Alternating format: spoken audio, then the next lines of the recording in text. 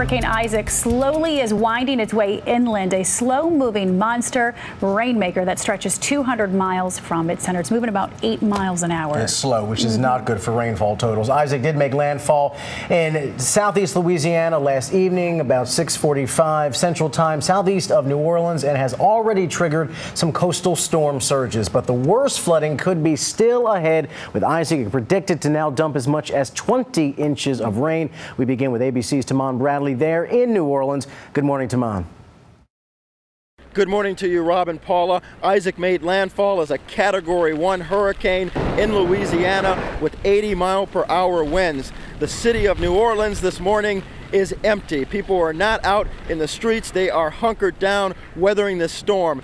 For your own safety, the safety of others, use common sense and don't go outside and put yourself or others in a dangerous position. The concerns this morning are the heavy wind gusts and the torrential rainfall. This is a very dangerous storm, and with those waters rising as quickly as they could be, a loss of life is a very real possibility. This is not going to be over quick. This is not a fast-moving storm.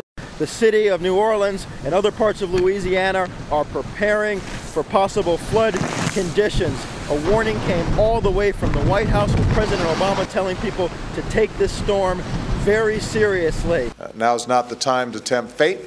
Now's not the time to dismiss official warnings. You need to take this seriously.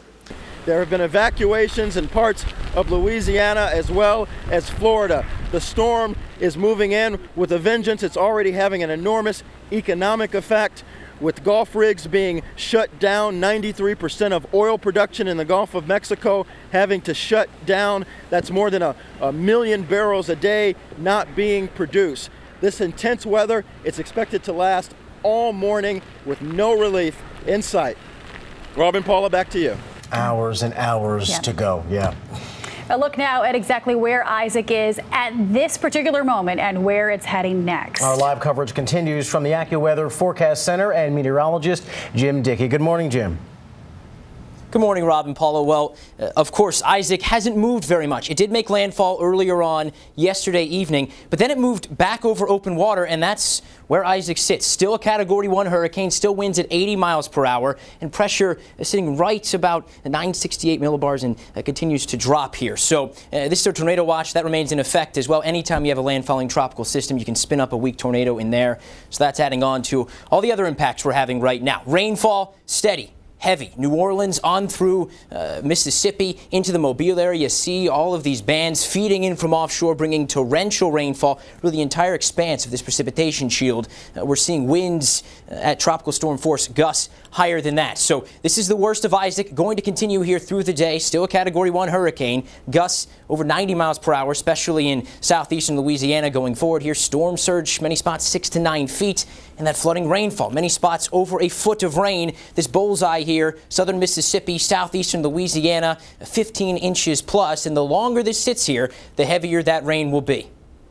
And Jim, I don't mean to catch a cold on this one. I'm looking at some tweets from my former colleagues in New Orleans. Apparently there was a 1 a.m. report out that said the system has pretty much stalled there over southeast Louisiana, meaning it's just parked over that area, dumping even more rain. Can you confirm that a little bit, or at least talk about the rainfall totals then if this thing just happens to sit there for a while over that area?